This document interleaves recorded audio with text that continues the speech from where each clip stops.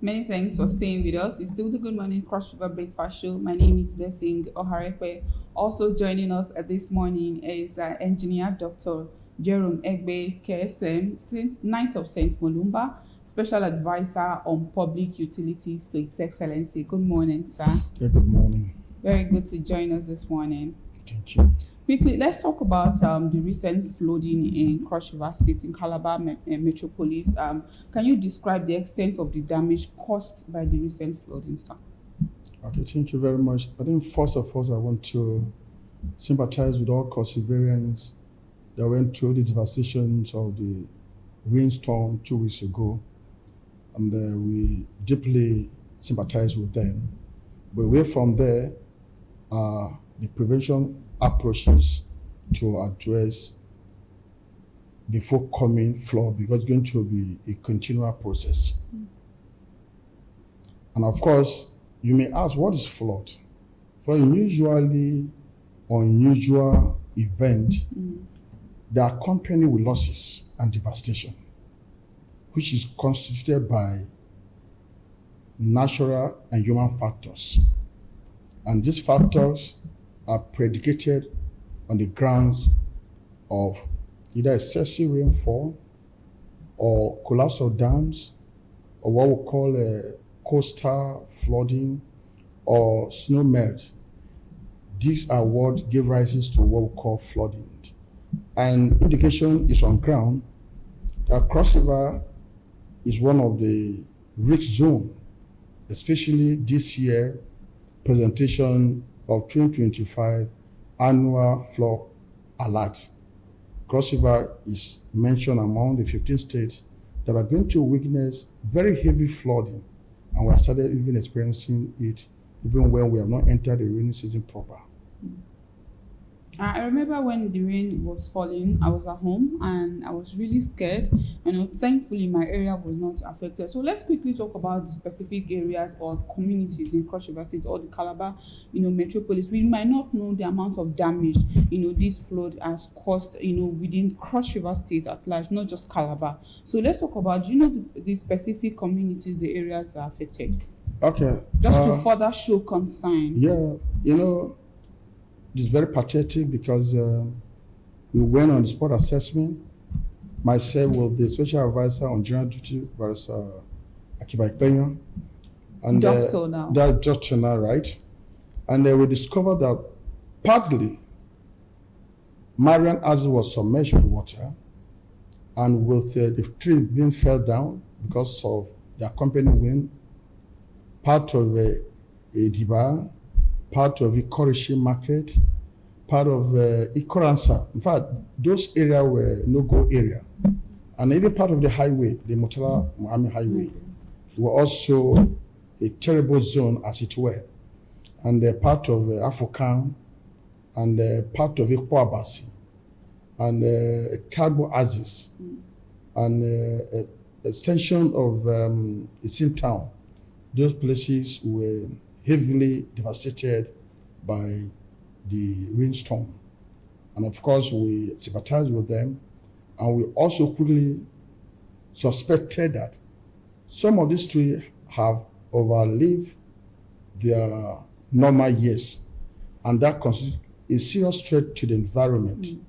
And we also noticed that most of the buildings have come of age. Hence, the wood that they have, the zinc, doesn't have strength again to withstand even the wind that accompanied with the rain. And that also poses some of the roofs that were taken off by the rain. And of course, even the transformer, some areas we speak now, they are in total darkness. There's no light.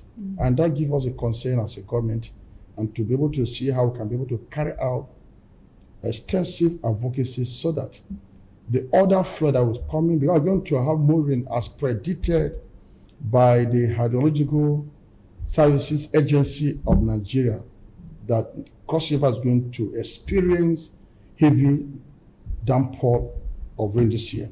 And of course, give us a concern that our people must be prepared.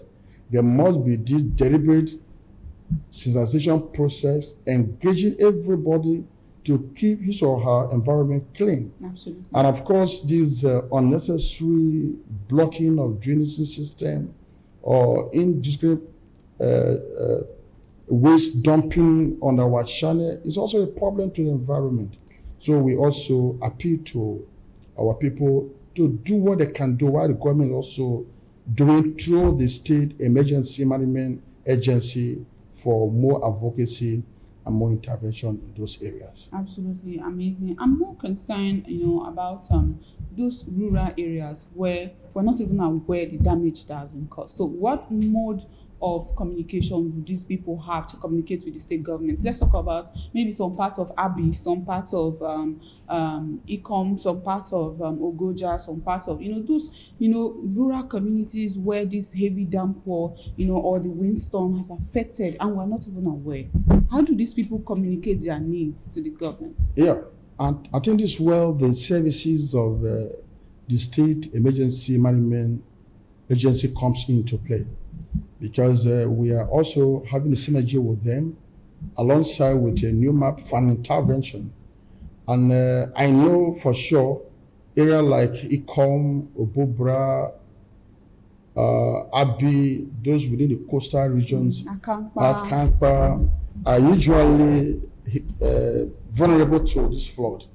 And I think going forward, this is why we are carrying out this aggressive sensitization to educate them on how to be alert and to be prepared for evacuation when the need arises. And of course, I know that the state emergency management agency will provide a lot of relief material at this point, because that's what we can do. I was going to go to that because we have recognized the problem. We have recognized the challenges that the people are facing currently. We're talking about lights, there's no lights, some parts of Calabar or Cross River states are not having lights, and some people are even going a month, 2 weeks, as the case may be, So what is the government emergency response? We want to know the relief materials that are being sent out to ensure that the people that are affected by this flood, are being sorted. Okay, beautiful. I think at the moment I may not be able to have the statistics at hand, but I know before now, maybe by the time we appear again, we should be able to have the statistics. Right. And I know that the SEMA are already on it, and I'm very sure, I'm very convinced, because we have a very proactive government that takes the welfare of the people into consideration. Absolutely. All right. So let's dive a little bit into power. What is the issue with restoring light in Cross River State? Because why is it taking so long? Because at the end of the day, you don't have light.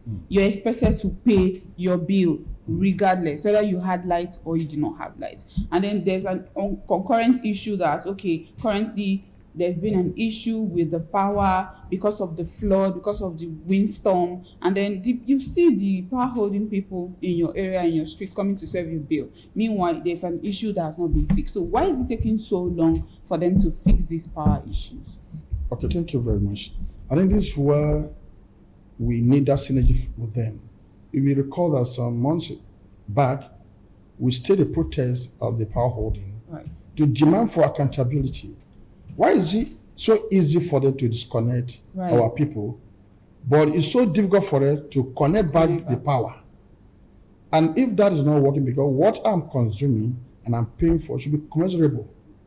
And I think we are working towards having a harmonious meeting point where if A is not consuming this, there's no reason why you should charge A for what he or she have not consumed. And of course, we also approach them in a manner where their staff should also consider those people that are coming to disconnect are also the human being. Some of this arrogancy, some of those grandstanding, they should also have form of orientation. And I think the regional manager is in the same page with us, and because we have been engaging them to see that, yes, for the period where there is no supply, why can't you rejig your meter such that the person will not pay what he has not consumed? Because in advanced country, those things will not be allowed to take place in the first instance. But here we discover that even as I'm talking to you now, some areas are in total darkness. For months. And there's an area in Wapi, around the Wapi axis. They've been in blackout for the past month to 2 months now, and I don't see any effort to restore back their power. I use a different, what is it called, transformer from what they use. So I've been seeing them struggle. The struggle is real. Not being able to refrigerate especially the people that have stores, that are into business, not being able to use light. You're going to places to maybe get your phones charged, and something like that. So what I'm talking about, why is it taking so long? You are the SSA on utility. Let us know why it is taking so long. Are there challenges that need to be sorted out? Are the people supposed to be in charge of getting a new transformer for themselves? What are they supposed to do? Can they tell them, so that we can come to a certain balance that, okay, come this so amount, are we supposed to come up with amount of money to pay for our own transformer? How is it going to be? Let us know what is going on so that we can sort out this issue permanently. Okay, beautiful. I think this conversation is very important, because at some point we ask even the power holder, what's exactly the problem? Is it lack of availability of some of these transformers? We know that some community also have community effort by procurement, maybe carry out some of these repairs or some of the ones that are not functioning very well. I think at the moment now there is a challenge, because they inherited some of these facilities from other company, and the need for them now to standardize it is also a problem. I think with time some of these problems will address them, because once I live here, I'm still having a meeting with them, because they need to also come and educate us to let us understand what is actually holding them back, that we cannot have this light across the nooks and crannies across River State. Can I assure you that in the shortest time, this will be things of the past? We pray. Power issue in Nigeria generally has to be a thing of the past. This is 2025. We shouldn't be suffering with power. We should have constant electricity in Nigeria, because with constant electricity, a lot of things can just be okay. Yeah, that's true. It will be, everything will just be okay with power. We need to get this issue done and dusted, because I'm a Nigerian. I can't believe that when NEPA bring light in 2025, I'm still screaming NEPA. Because why? I hardly see light. Because when I see the light, I'm excited. It's like light is my celebrity. When light comes everywhere, everybody, it shouldn't be so. Light should just be something we live with. I mean, I'm paying for my bill. Why can't you give me the electricity? For instance, you bring the bill, I'm paying. I'm recharging my light bill all the time, because, and then let's talk about the aspects which they can subsidize this 10,000 naira light. Imagine you're subscribing for a 10k light. It doesn't last you 2 weeks. 2 weeks. What am I saying? 2 weeks? 1 week. 5k lasts for 3 days. And we know the economic situation in Nigeria currently. We're all struggling, so we shouldn't be struggling to pay utility bills. So what are we doing? There's so many things that we need to talk about. So let's see how you get your meeting with them. Then you come back to the studio. Then we dive into all of these issues. Now, beautiful, because we have a governor that is so passionate about the well-being of his people, and he has made a deliberate policy that power must be diversified. And that's why we're also going to area of renewable energy, where we can be able to complement what I call power holding is doing at the moment. So when there is a shortage of power supply, we can easily move into renewable energy. And that's why it's a lot of the street light being lighted up under this present administration.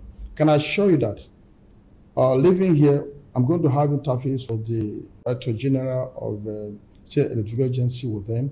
Let us look at what is the problem, where we can scale up, where we can recalibrate. We'll come together and ensure that the issue of power supply will not be like what it has been now, and will be something that everybody will be happy. And it will be a thing of the past. That will be a thing of the past. All right.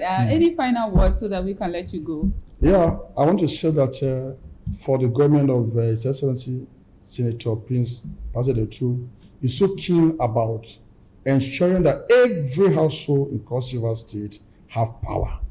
And even the issue of flood, we are going to ensure that all the agency under government control will do the needful, reach out to the people, carry out the awareness exercise to ensure that our people are being alert, being given the right information as when due, to ensure that this flood that we experienced last 2 weeks should not be something that we experience again. And of course, we also urge perseverance. Keep your environment clean. Trees that will cause problem to even the high tension. And of course, everything that has to give problem to flow of water on your drainage, get them away and let the drainage be free from water to flow freely. And I think if we have that, we will have a very safe and a free environment that people will not be complaining about flooding. Absolutely. I like that. Thank you so much for joining us this morning to talk about important matters that are affecting the people of Cross River State. And we hope that when you come back next week, we have more and more to discuss and possible solutions to the people of Cross River State to ensure that these challenges are things of the past. It's a pleasure to always have you on the program, sir. Thank you for joining us again. Thank you. All right, people of Cross River, stay with us because we have more stories coming your way. I will be right back.